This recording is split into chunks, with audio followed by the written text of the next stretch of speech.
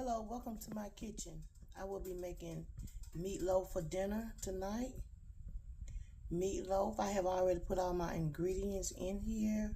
I just got to mix it all together real well. And then I will be flattening it out on my pan right here.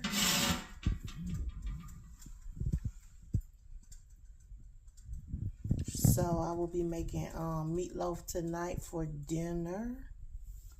I just have to get all the seasoning mixed up. My hands are clean. I did wash my hands, y'all.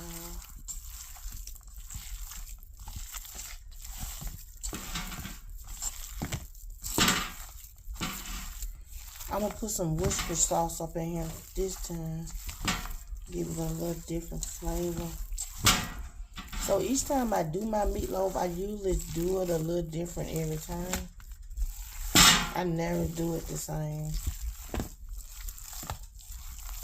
That's why I love it so much, because I be switching it up. And I do it different. You know what I'm saying? It's never the same. So that's the reason why I enjoy meatloaf so much. Welcome to my kitchen. Have dinner with me.